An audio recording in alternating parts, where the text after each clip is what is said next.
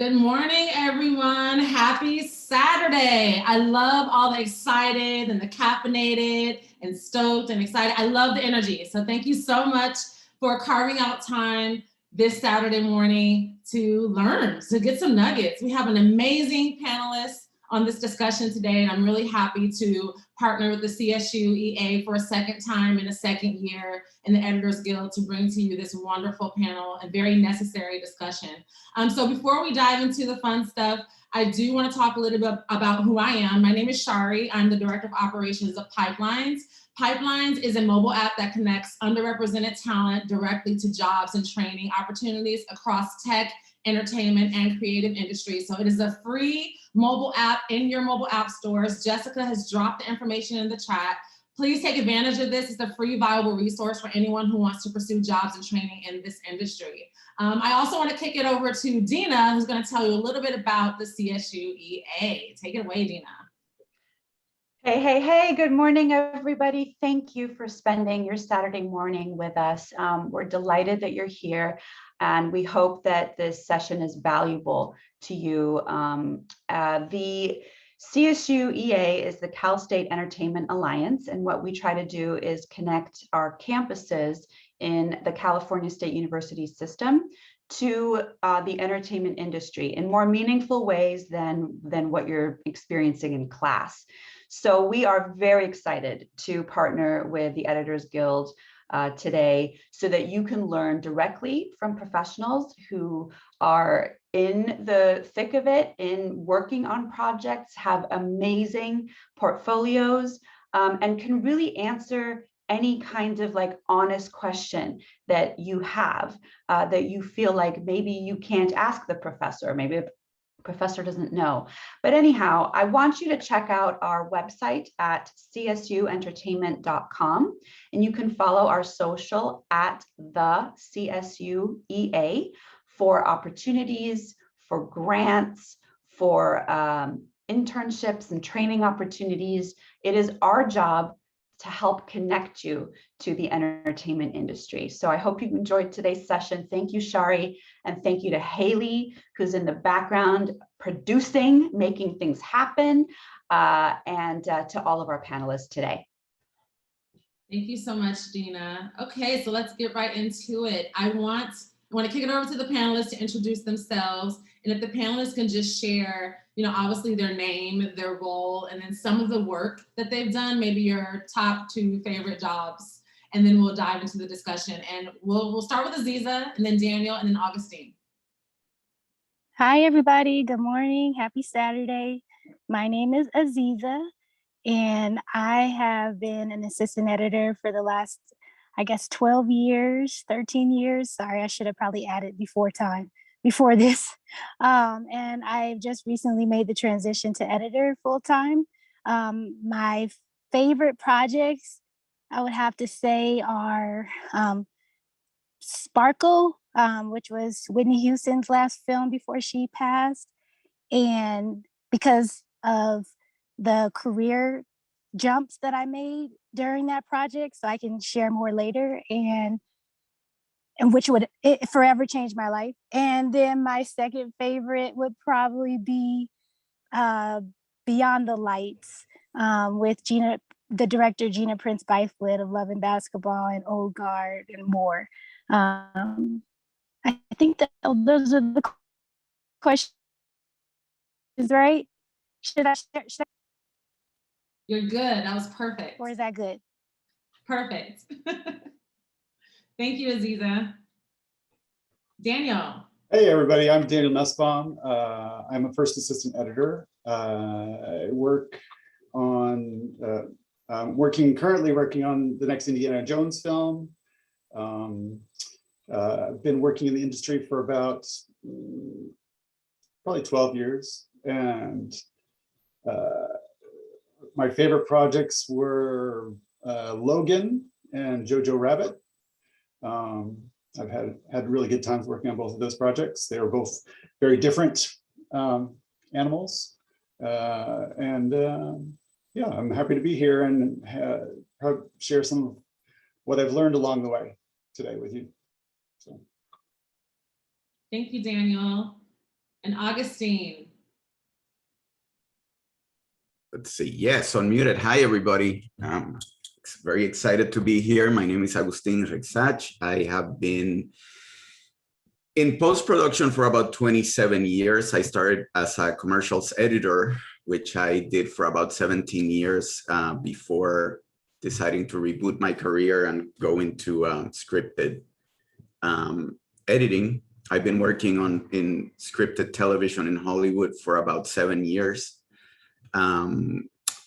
My favorite projects, I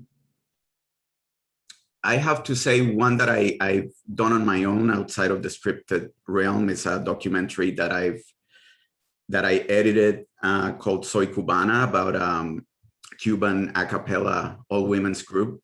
It won the audience award at this year's South by Southwest, so we're very proud of that. And also getting to edit on The Good Lord Bird for, starring Ethan Hawke. It won the Peabody, and it told the very irreverent story of John Brown, and who's credited with starting, some historians credit him with sparking what led to the American Civil War. So that was a fantastic project to work on. Awesome, thank you so much. And we do have another panelist who will be joining us late. So once she does join, I'll make sure to carve out some time so we can meet Kristin. So just to let you know, at the end of the discussion, we will have time for questions. So I would just please ask to hold your questions. Do not put them in the chat during the discussion because we won't get to them, but I'll open up the floor at the end of the discussion so you can ask questions. So I highly recommend, if you do have questions throughout the discussion, just to jot them down so you don't forget. Take advantage. They want to answer your questions. They love questions. I'm totally speaking for them, but they love questions. And this is the opportunity for you to get the gems and the nuggets. So don't let this opportunity pass you by without asking questions. So let's get to it. First and foremost, I do want each panelist to answer this question because I do think it's important. But how did you get your start? Like, how did you know that editing was the career path for you? Because I think a lot of people or aspiring editors don't know where to start. They don't know that there's not a linear path. Everyone's path looks very different. So if we could just go around and talk about how you got your start, what was the moment that you realized this is what you wanted to do? Okay, well, yeah, I'll start. I was raised by creative people, but they weren't in the industry per se. My dad was a math teacher and my mom was a public defender lawyer. So, but they kept me involved in theater and festivals and things like that. And so by high school, I was taking a ROP class. I don't know if those still exist, but this is called Regional Occupation Program. And I was working for the local cable station in Long Beach, California. And that was like my first taste of like legitimate, like real production for TV, for television. It was news, but and we focused on sports broadcasts. And so I was very, very, very, very intrigued by the live feed, like the director who was in the truck, like telling which camera go now. And so that was my first taste. And I was really like, I want to dig into this more. By my senior year, a program was introduced to me called it's like a DVD yearbook. So up until that point, there was no such thing as like a digital form of a yearbook, but there was this program that came out called Film Ed. And like, I ended up helping to get it started at my high school. And through that, I had cameras all the time. And I learned Final Cut Pro one. It was like Final Cut Pro 1, I think. That was like one of the first versions, obviously 1. But yeah, and from there I was like, once it came down to apply for colleges, I was like, this was like the only thing that I really wanted to do. And thank goodness, like my mom supported me because I ended up going across the country. I didn't stay in Los Angeles. I really wanted to get away for college and just really get some independence. And I went to Northwestern University outside of Chicago, and I majored in film. And that I thought I was, a cinematographer. Like I came in with the focus of cinematography, and all my classes, like up until my senior year, I was taking like high level DP classes. And then I realized, I was like, wait a minute. I was like, I don't really like setting up a shot for 2 hours, and I don't like having a light meter, and this is not really my thing. And I realized, like, I had been spending most of my time in the editing lab, like the techs there, they knew me by first name. Like that was where I was spending most of my time. And so it wasn't until I graduated in 2008 when the economy crashed, and it all kind of came together after kind of graduation, when I came back home to Los Angeles, where I had this epiphany that I was an editor. And that was actually what I enjoyed spending my time doing. I didn't like being on set. I like some people you'll hear it's like paint drying, just like, I don't want to be on set. And I realized that I love the creative process that takes place in the editorial room. So that's kind of what happened. I got home and I said, oh, okay, how do I get into an editorial room? Because all my internships through college had been in production or development. Like I had did all the things that I knew that I didn't want to do, which is great. You should know what you don't want to do too. And ultimately, I finally figured out like editorial is where I wanted to be. So there's my start. Love it. My path was really different in terms of like, so I grew up all over the world basically, because my dad was in the Navy, and so I was a little kid growing up in Sicily and Panama, and he always sort of instilled a love for film. So that was the thing that I really loved growing up, was just going to films and movies, just loving movies. And when we came back to the States, I lived in Virginia and went to high school and then college there. And in college, I got into theater. And so I did some technical theater and I did costumes, and sort of my career took the path towards working as a costumer. And so I did that for 15 years. I traveled with some Broadway shows and worked at the Shakespeare Theater in DC, and worked at the Los Angeles Opera as the assistant wardrobe supervisor here, and eventually got sort of, the idea when we moved to Los Angeles was always sort of trying to get into working in TV and film. And I did some of that, but then, things happen in your life. And my dad passed away when I was, like around 2000. And it sort of took the wind out of my sails, big major life event sort of, sidetracks you from your path, because I had just started getting my days in working in television. I worked on some soap operas and the Tonight Show, and but when my dad died, then I sort of came back and was not quite as motivated, and I just wanted something that was simple to do. So that was when I took the job working at the opera, and I worked there for 7 years as the assistant wardrobe supervisor. But I was not being creatively challenged at all, and I was getting frustrated and not feeling like I was moving forward at all. And so I was like, what can I do? What else can I do? And I've always loved photography. I've had a camera in my hand since I was a kid, and it was something that my mom always encouraged me, to take pictures. And people always told me I had I had an original eye. So the things that I took pictures of, or the way that I took pictures of things, was always different from the way other people would take them. And I was always good at computers. So when I was working in theater, anybody that needed to use their computer, I was the one that was teaching them how to use their computer. So I was like, I have this visual sense, and I have this, this knack with electronics and computers and stuff like that. What can I do? And there used to be a school here. There was a technical school here in Burbank called Video Symphony, and they offered an Avid professional program.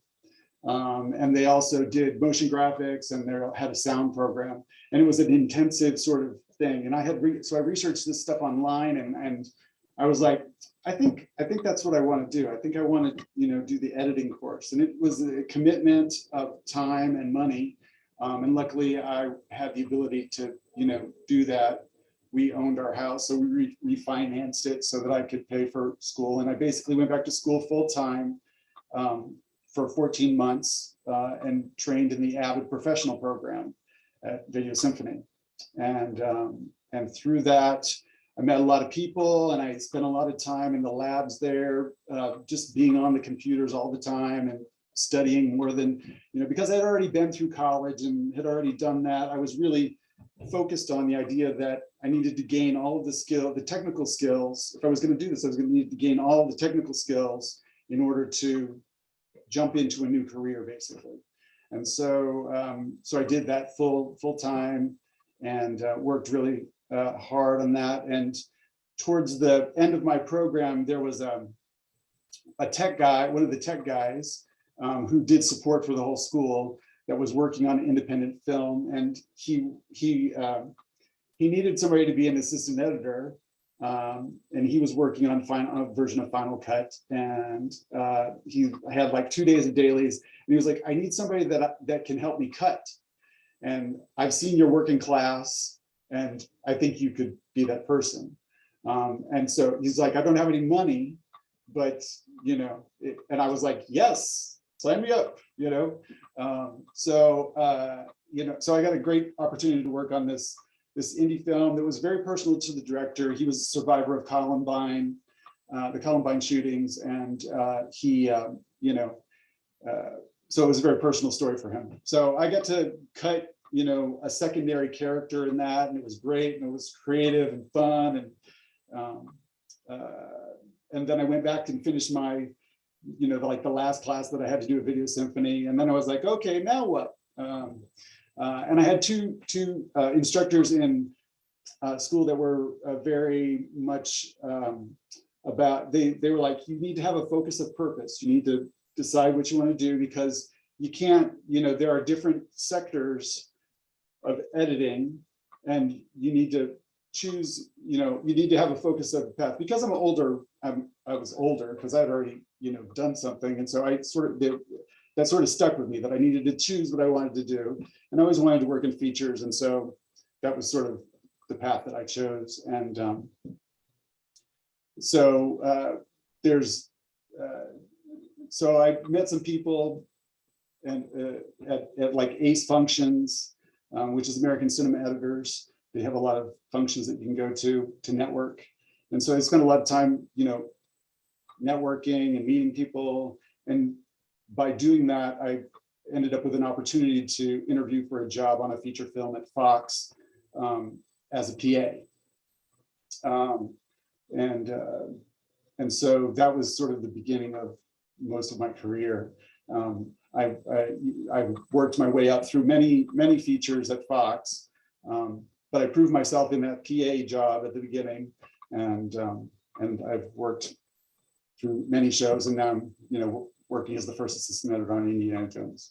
So that's sort of my quick path. I could go much longer, but we don't have time for that. Thank you, Daniel. And Agustín? All right. I have a very different path. I was born in Puerto Rico, born and raised in Puerto Rico. I left the island when I was 20. And that had that really shaped my path, or lack thereof, because, you grow up in a place that has no film industry. My mother cultivated a love of cinema with me, but for us, that was like a magical thing that happened somewhere else, So I had the opportunity when I was 20 years old to go to film school at Boston University. To actually go to Boston University, I didn't even think that I could have a career in film, much less in Hollywood. So I went there to the School of Communications thinking that I would major in what I knew I could do in the island with like journalism or maybe television.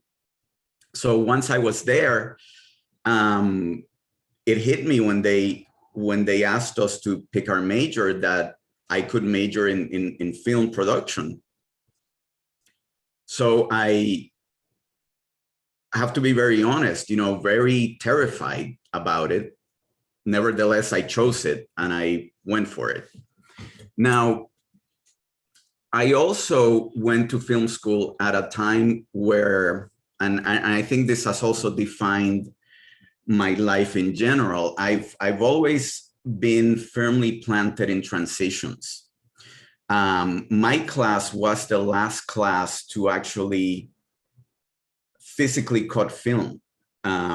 When the last week of film school for me, they took us to a place where they're like, we're going to show you this thing called an Avid, and it's revolutionizing how we cut movies. And I saw it and I was like, that's great.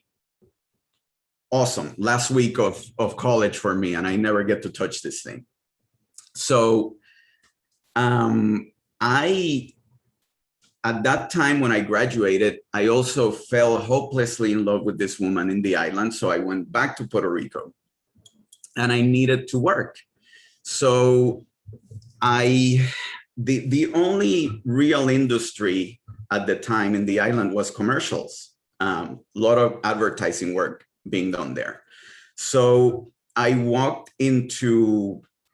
found out what the premier production company in the island was, and I walked in with my reel of short films, showed them to the head manager there. He called me the next day. He's like, I like what I see, come in. And so like Aziza, I had the same experience because, you go to film school and you're like, well, I'll direct or I'll be on set, like editing seems to be like it's very rare. I only met one person in film school, Lisa Lasek, ACE, who really knew from that point on that she wanted to edit. Everybody else was just like stumbling around trying to find their place. And I was no different. So I started going on sets, training to be an assistant director and all that stuff. And right away, like Aziza, I had a crisis because I hate this. I can't stand being here. I feel like I'm dying. But at the same time that I was doing the crewing and working on commercial shoots to earn some money, they had told me, the boss at the company had told me, he said, listen, we just got this thing called an Avid. And if you learn it, like only one person here knows how to use it and we're killing him, because, he's editing everything. So if you learn it, we'll give you a night shift. And I'm like, all right. So I wanted to learn it. So I did, but I had to teach myself. So it took me about 6 months to kind of teach myself the Avid, and the daytime editor was very kind and would show me things and whatever. Long story long, I learned it, I got the night shift and I started editing commercials.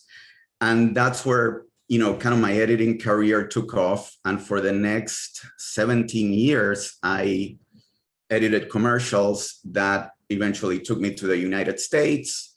And I just very unconsciously, because I knew that I always wanted to be in narrative filmmaking.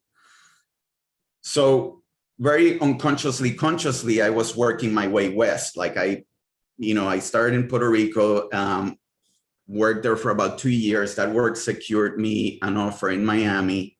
I moved to Miami. I worked there for about 8 years. Then they called me from a post house in Texas. I went and worked there for a while, but LA just kept calling. And finally in 2010, I was like, my then wife said, we got to do this, we got to go for it. And so we did. We moved out here. And again, it's not a linear path. It wasn't instantaneous because I had a family, I had a baby, and I had to provide. So even when I got to Los Angeles, I still had to work in advertising. Finally, in 2014, I was working for an editorial house in Santa Monica, and my contract ran out. They decided not to renew it. And so all of a sudden, which is a very nice way of saying you're fired, you know. So all of a sudden I'm unemployed. And you know, when life kind of puts you up against the wall, you're kind of like, well, I might as well start punching, because, you know, if I'm going to go down, I'll go down swinging.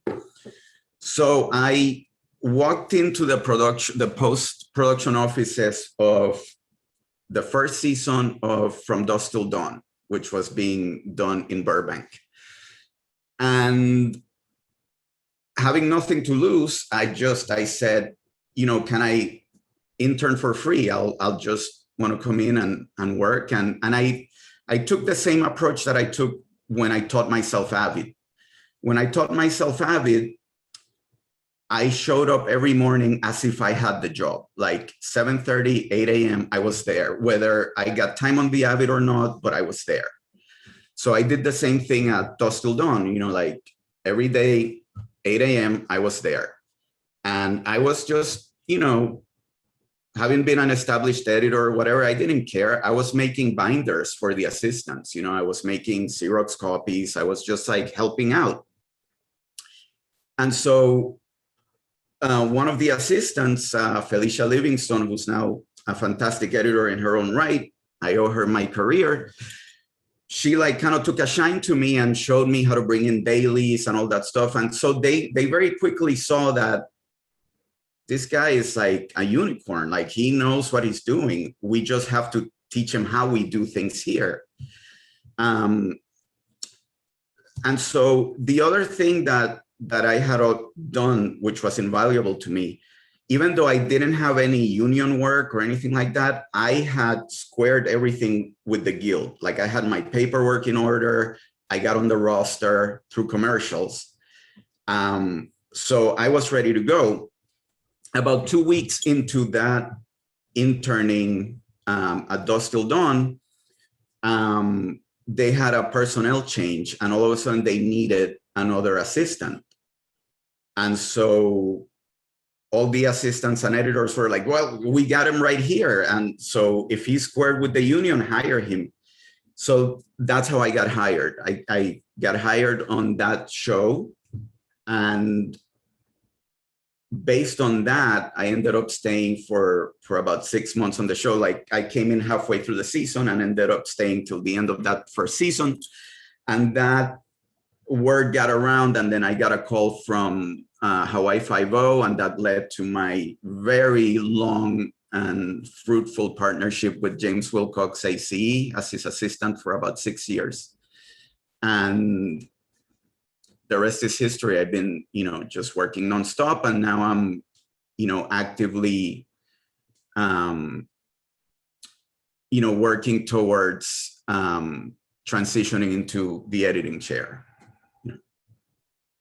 Thank you. And that's it. And I'm so proud to be like on this panel, because like everybody's hair is super dope. Like I'm like, you know, this is like the super hair club, man. Yes. You know, I'm thinning a little bit, but I can still rock it, baby. I love it. Thank you so much for sharing your story. I think it's so powerful, and I love to start all of my panels with that, because if you're watching, it's not an X plus Y equals Z formula in this industry. So you really have to do the work to create your own story. So thank you so much for sharing all of that. We only have about 20 minutes to get through these questions. So I'm just asking if we could just make the responses concise, because I want to make sure that we have as much information as possible that for the attendees that are here today. So without further ado, I'm going to move on. So I want to talk a little bit about getting into the union, because I feel the energy from the attendees. They just have this burning question, like, how do we get into the union? Like, how do you get your hours? So we could just talk a little very concisely about how to get into the union. How do you get your hours? What steps should they be taking if that's their ultimate goal? Well, they should first go to the contract services website and the guild website, and look at what the requirements are in order to join the guild, so that they know what those things are. And they need to understand that that's a two-part process. You have to apply with contract services, which is run by the producing companies, and you have to qualify to be on the roster first, and then you can join. Then you can join the union, and the requirements are basically the same, but you have to do the contract services part first, and then you can join, and then you can take those days and requirements to the union. It's all of us have done that a long time ago, so it's best if you go and look at those websites to see exactly what those requirements are. But I don't know how Aziza and Agustín got their days, but I worked as a PA on 3 films, and by working with people and working hard and doing my, those people that I was working with in the industry found ways and found projects that I could earn my non-union days, so that I could join the union. And then they sort of supported me to get that paperwork done. And then when it was all official between those two bodies, the contract services and the union, then they, bumped me up to an assistant editor on the 3rd film that I was working on. And I got 30 days, and then I was able to join the union. Nice. Nice. I've never heard that specific story. That's really cool. Oh, sorry. I have this email that I send around that basically is from probably 11 years ago. And I don't think the contract services process has changed too much. So from what I remember, there's this letter, that you're going to write to this person, Joey Forrest, I think that kind of rings a bell. And, when you collect the certain hours, that's what that's who the person you're going to send it to, CSATF. Since the COVID-19 pandemic has started, I think there has been some, hiccuping in getting a lot of people processed. There's a lot of people I'm mentoring, whereas the CSATF process is taking forever. So just know that it's not just you. Stay on them. Keep following up with them when you don't hear back from them in a timely fashion, because they have fallen behind. So you got to stay on top of them. What else would I say? Same thing that he just said. The Editors Guild and CSATF are 2 different entities. I have so many people that are like, oh, the guild isn't moving fast enough and they're not helping with this process. I'm like, that's not the Editors Guild. That's CSATF. Be mad at them. Editors Guild, that's two different parties, 2 different groups of people. What else do I want to say about this? There are a million ways that you can get in, but just make sure that I've told people when you're trying to collect those hours, CSATF has very strict rules about where you can get the hours. So like what just was mentioned, make sure you look at which entities are not accepted, because then you might not want to waste your time spending so much time in those places because they're not going to accept the hours. And also what I've told people, when you work on independent projects, if it's not one of the norms, you have to make sure that your paycheck says your role. It has to say your role. If they give you some general like a personal check and it doesn't say assistant editor or editor, they're not going to accept it. So that's something I just wanted to make sure to mention, but definitely look on the website. It's been a long time, like he mentioned, so just whatever has changed, because there's been some things that have changed too with new things that they accept. Some things with it's considered new media and things like that. They've had to open up some of their doors. And as far as how, I think the last part was how did I get my hours? I did my hours in reality TV. I saw in the chat that there's some other people that have been working in reality and are looking to transition over to scripted. That was a route that a lot of people I know took to get their hours. And I think it's very valuable, given that reality is one of those realms where you are often wearing so many hats in the editorial space. And anytime somebody has worked in reality, I know that they have taken on a lot and know a lot and are resourceful. And I am, I know that they know their stuff, because reality demands that of you. Okay, I'll stop. But I have one point of advice about reality. It's a great place to get your non-union days, and that's how a lot of people do it. Just make sure that because it's a branch where you can quickly move up.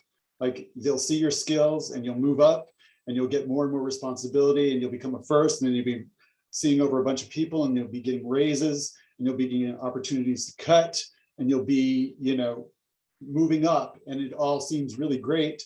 But if you want to do something else, if you want to work in scripted or you want to work in features, you have to say to yourself, okay, I'm going to do this for this amount of time, and then I'm going to stop, and I'm going to shift my focus to the other things that I want to do, because you can very easily get trapped by the money and the steady work and the commitments that you have for other things in your life. It gets hard to say to step away from that because oftentimes in order to make a transition between reality or scripted TV or features, you have to take a step back in terms of like how much money you're making, the position that you have, so you have to gauge that, and you have to make a little pact with yourself that says, okay, I'm going to do the days that I need to do in order to get to the next steps that I want to go on to. And you have to be really true to yourself and, follow through with that. Yeah, he's talking about too, pigeonholing, and also where you spend your time building your network.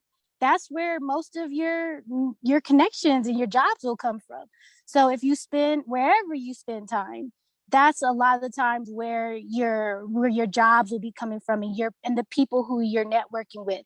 So that's what he's speaking to. And Agustín could talk about how he took that. I call it big, huge sideways steps. Like, I try not to, my perspective, I try to say sideways steps. Mm-hmm. I took a sideways step leaving reality, and I took a post-production assistant on a feature that ultimately I ended up taking over the first assistant editor position on the film. And if I wouldn't have taken that sideways step and been making minimum wage, I would have never been able to have that opportunity come to me at the time. So yeah, I saw somebody in the chat talking about strategic moves, and those are strategic moves. So yeah, I just wanted to piggyback on that. Yeah, to that point, I really want to emphasize the fact that we tend to get into those mindsets, and this I'm speaking mostly about myself, because I'm very guilty of this, especially lately as I try to negotiate or navigate becoming an editor. And becoming an editor in the eyes of the industry, where the industry sees me as a viable editor, because I've been editing forever. It's that mindset of like, oh, I'm taking a step back. No, you're not taking steps back. You're like a boxer that bobs and weaves. You're not going backwards, but it's very true. You have to, in a way, all of you who are starting out, start looking at what you want to do in little compartments, what is it that I need to do now, which is get my hours. I'm going to get my hours, and if I can get them here, so be it. But know that you might have to bob and weave if you want to be in a certain sector of the industry. I'm here to tell you from experience and learning the hard way, there is no cross-pollination in this industry. It's very difficult. And I'll tell you guys why. When there's so much money at stake, this industry is very risk averse. Okay. So producers, anybody's always going to go to the usual suspects. It's very, very difficult for the industry to take a chance on unproven people. I edited commercials, and I did a lot of indie features and documentaries over 17 years. When I broke into scripted television, I'm glad that I went the assistant route, because I got to tell you, I would not have been ready. Even if the industry had given me a chance to go into the chair, I wouldn't have been ready for the demands and the operational tempo that it means to edit scripted television. And it's something that I'm glad that I've been having the chance to see from the assistant's perspective, get used to that, see the things that you need to like polish, you know, like when we do this project.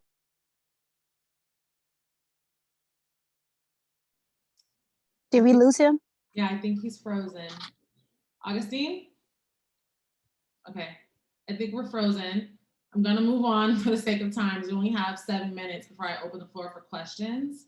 And if just one person answer the next 2 questions, I do want to leave time for students and attendees to ask you guys questions. So I do think it's important to understand the difference between a first assistant, a second assistant, and an assistant editor, just in case they don't know. So I know some of you have different credits.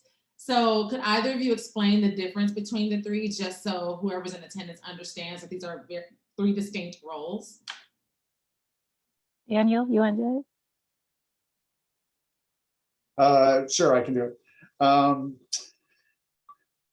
So the first assistant editor basically runs the cutting room. Well, you know, that's not true. It depends on what, I'm sorry, it really depends on which thing you're working in, whether you're working in reality, scripted television, or features. Like in features, there's a first assistant editor, and that's the person that runs the cutting room.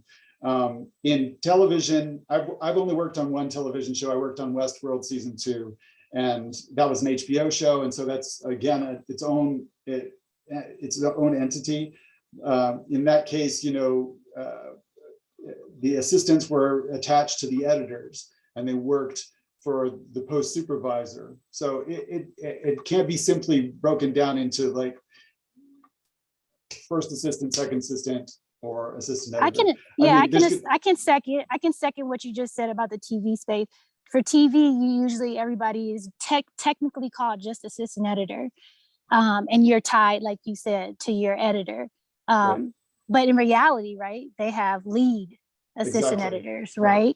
Right, and there's somebody that works days, and they have people that work night shifts and are doing assigned tasks, you know, digitizing, breaking down cuts, syncing multiple cameras, especially on reality. You know, there's like, you know, sometimes they're shooting, you know, 12, 20 cameras, you know, and those all have to be sunk together. So that's a whole different animal. You know, if you're working on television, a lot of television stuff uses script sync. You know, so an assistant editor will spend a lot of time doing script sync.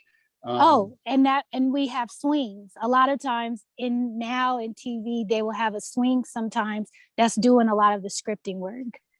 Right. So in the features, that person swing can not necessarily mean just scripted. I mean, a script sync. It also can mean that they are doing the outputs, right? And right. Yeah, as a first assistant editor, you're sort of in features, you're overseeing the entirety of the cutting room. On the project that I'm working on right now, we have a cutting room in the UK, we have a cutting room here, we have editors with remote systems in their homes.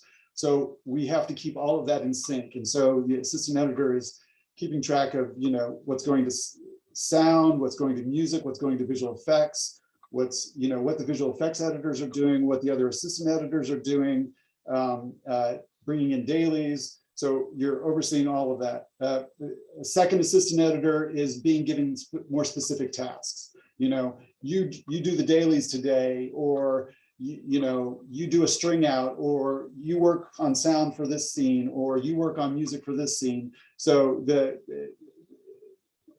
you know, the hierarchy, you know, becomes more specific tasks.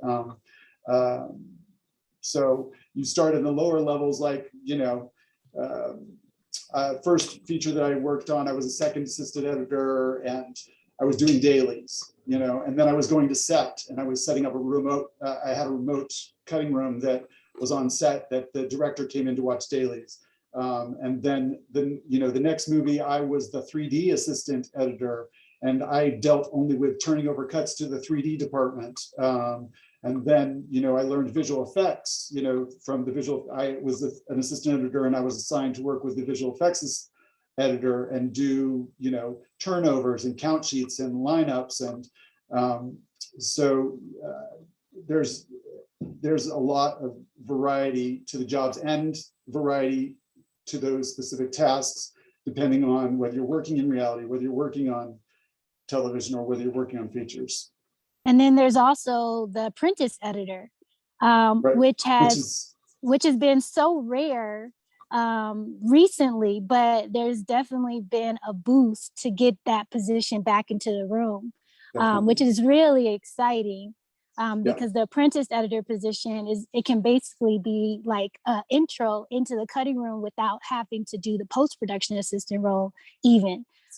So definitely look into the apprentice editor position if people are trying to get into the feature spaces mainly. I want to say I think it's much more rare in TV, but I don't think it's impossible.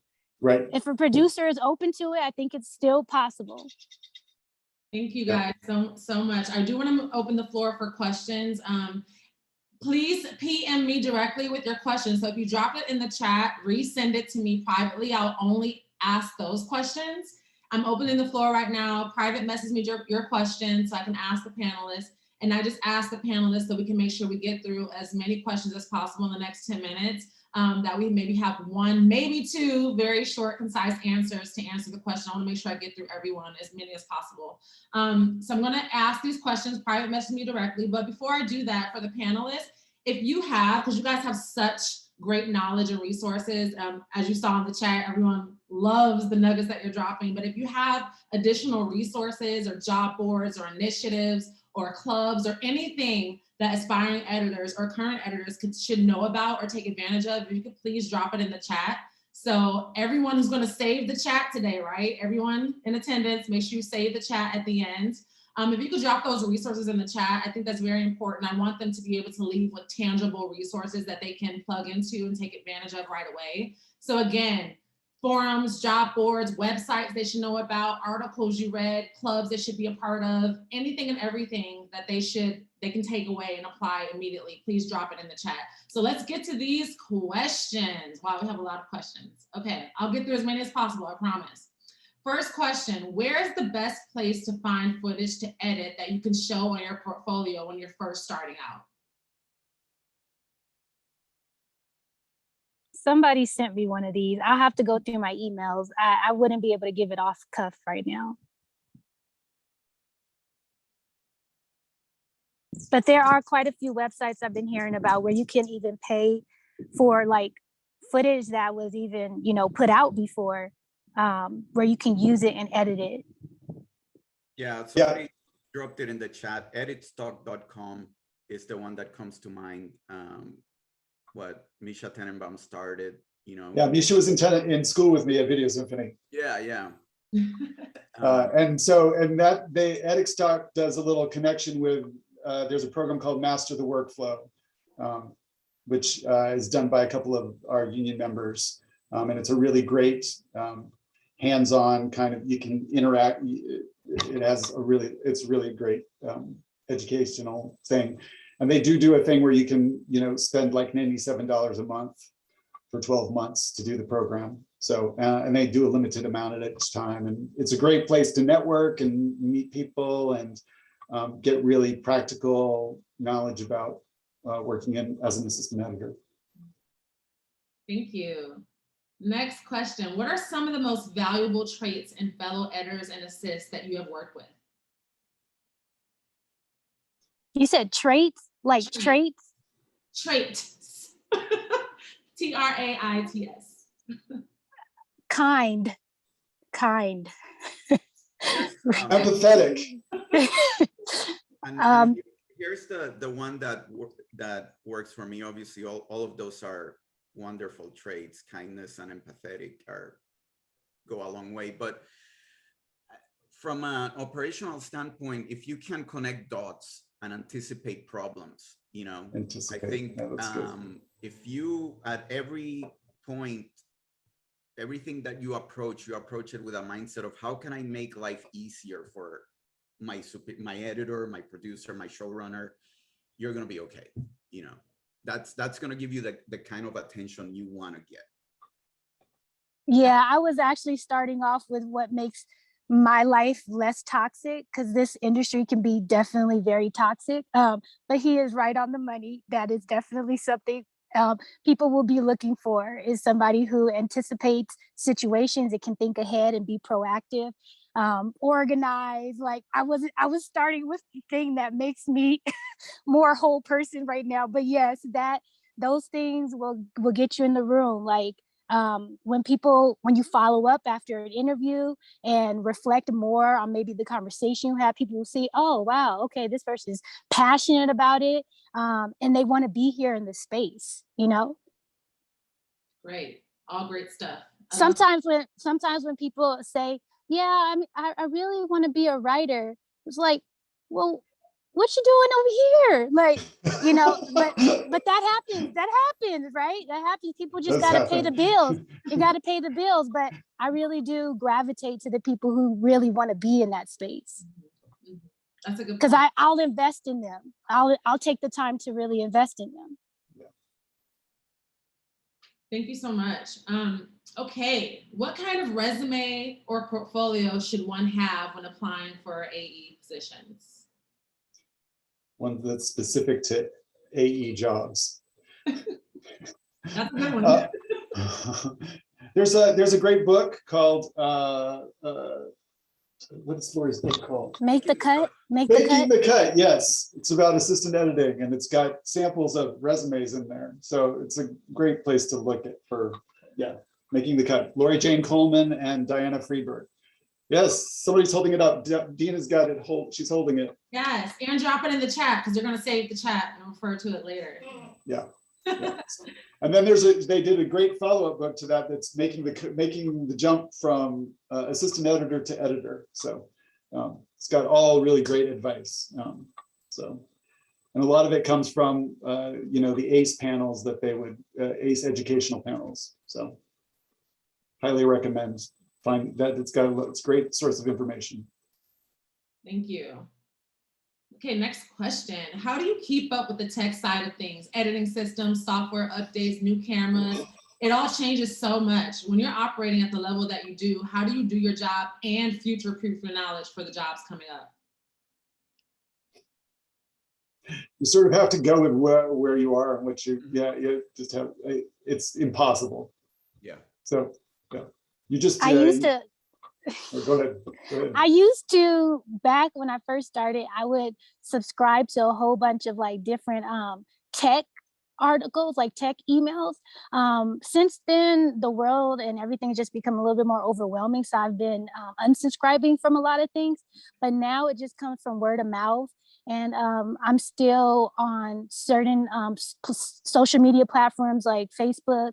So I'm part of like editorial groups, and you hear about stuff on there. Hey, there was this update. What's going on with this? So those have been helpful.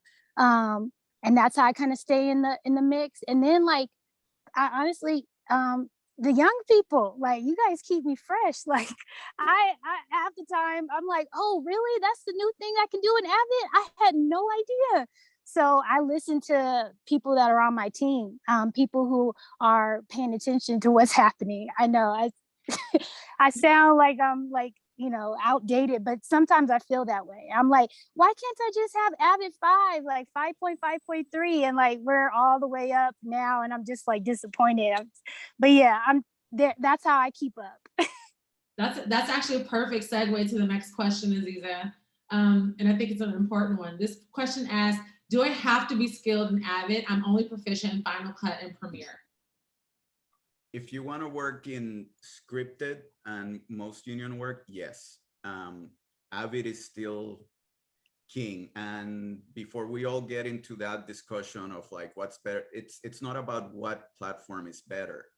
The argument to that point is simply this. Most of the infrastructure in Hollywood is built on an Avid ecosystem. So all your outside vendors, picture houses, sound houses, they've invested all this money in resources and tools that through the years work very well in an Avid ecosystem. So, you have to use the tool. Do I love Premiere? Absolutely. I really think it's a wonderful tool. But as an editor, I'm always thinking 10 steps ahead. You can do the most brilliant edit in the box, but if you can't deliver it, if you can't turn over your sequence and successfully deliver it to your colorist, your sound mixers, you might as well go home, So whatever platform you're editing in, and now this is the assistant editor in me talking, you start, before you make a cut, I go down the assembly line and talk to everybody. What do you need? What are your specs? What am I expected to deliver to you? And what platform works best for you?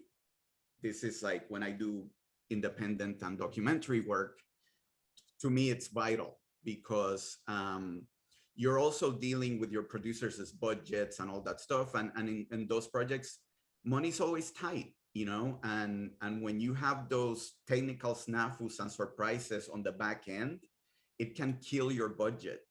So it behooves you, for professional responsibility to connect those dots at the beginning, And for me, I sort of kind of work backwards from that. I study the entire post-production pipeline, and if it's within my power to decide the platform based on that knowledge, I decide what I'm going to cut in.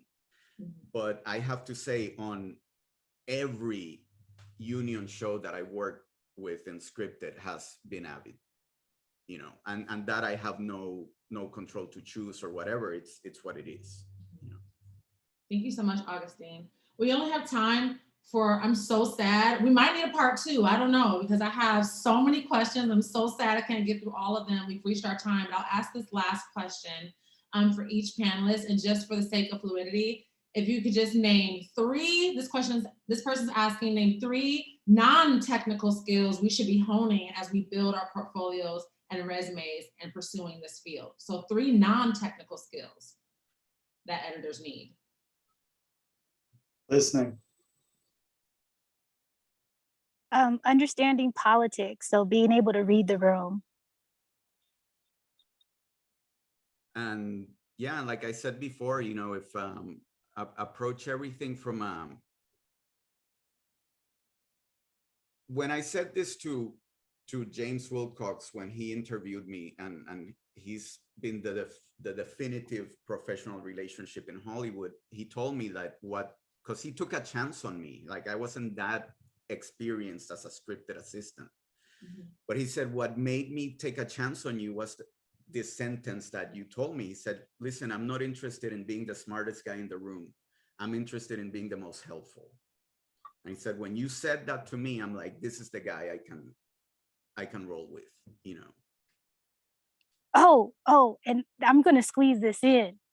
Work-life balance.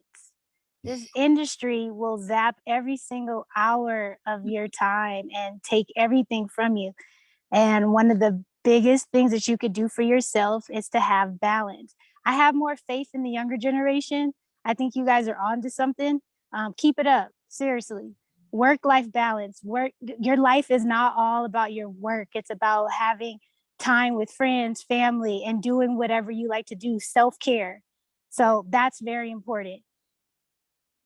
And to that, Daniel and Agustín, do you have a quick tip of advice for students or talent or people who are already in this industry and looking to level up, of what the piece of advice that could help them in their creative pursuits? One quick tip. Yeah. Well, that's. I know. I know, because I am going through that. This is why I'm hesitating, because I have to say, like, even like I speak at these panels and you all guys make me feel so wonderful and whatever, but I we all struggle, you know, independent of what level you're on. You know, we all are always struggling with our challenges. My challenge right now is how to effect that move from assistant to editor, you know, and I have to admit, you know, I'm finding it very challenging. You know, I'm finding it very difficult to affect that, you know. So yeah, I mean, this is the human side of me talking. I wish I had like an answer, because there is no set path, you know. And yeah, I'm kind of drawing a blank. Somebody help me here. Daniel, take it away. I would say when you reach out I mean, networking is really important in this industry. So it's about all of your jobs will come from people that you know and that you've met in some way along your journey. And so interact with truth and honesty when you want to talk, when you talk to somebody. You know, don't go up to talk to somebody just because they've worked on the biggest thing in the world. If you don't have something honest and true to say to them, if you're approaching them just to say, oh, can I get a job? Then you'll be discounted and pushed away. So have something honest in your interactions. I always say when I go to events, I'm a big proponent of going to American Cinema Editors events, because there's a lot of great people there, and they all want to mentor, and they want to help people move up, and they want to help them find opportunities. I always say, you know, that as long as I've interacted with one person in an honest way when I go to those events, then it's a successful networking event. So, you know, reach out to people, but in an honest and true way, with thoughtful, you know, dialogue, you know, because we're all human beings too, you know, our lives are not only about editing. We have families and, you know, loved ones and things outside of work that inspire and, you know, drive us. And those are the kinds of connections that you need to make with people in order for them to remember you and think about you when an opportunity presents itself that they will recommend you for, you know.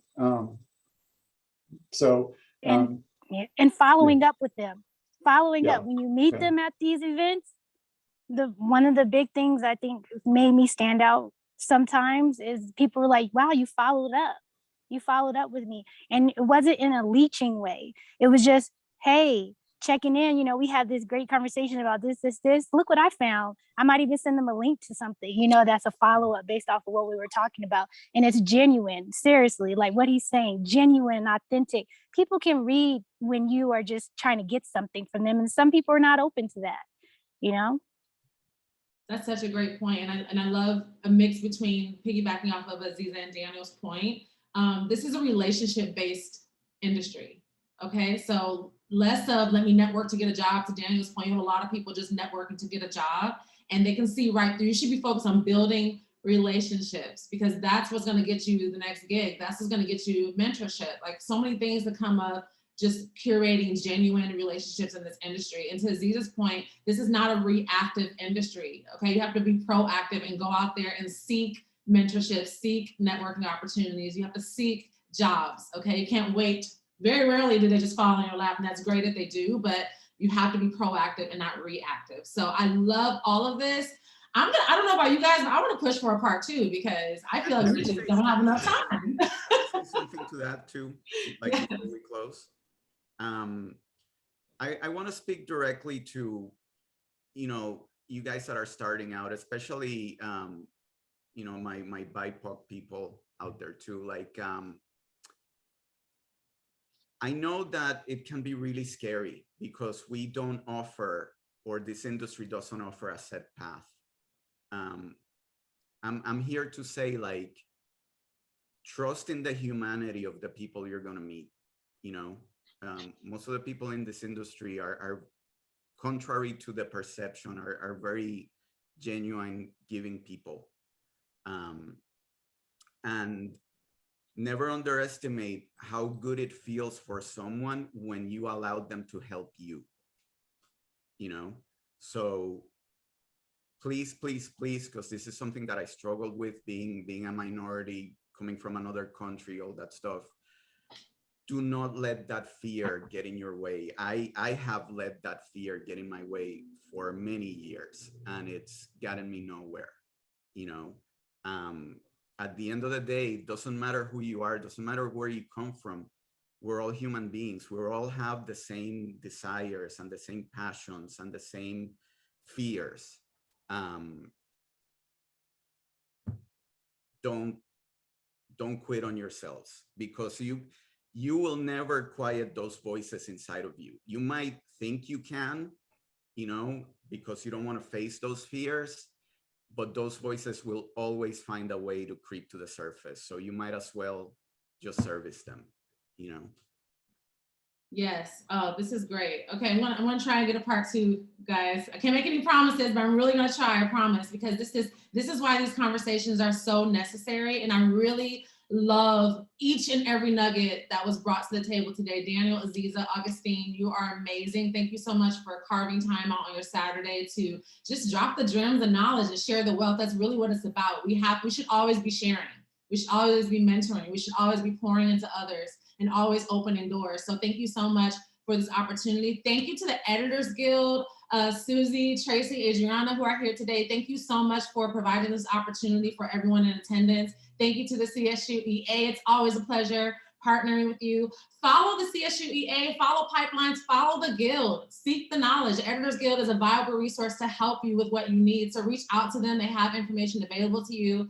Follow the CSU EA. We do more events and panels like this. Specifically with Pipelines, we do an event every few weeks that we focus on a different area of entertainment. So make sure that you follow and stay in the know so we can continue to have necessary conversations like these. And might see a part 2 come up too. So thank you again so much. Happy Saturday. Let's feel the fear and do it anyway. Best of luck in your career journeys, and I'll see you soon. Thank you so, so much. I'm pumped for part 2 too, Brianna. Let's do this. Happy Saturday. Thank you.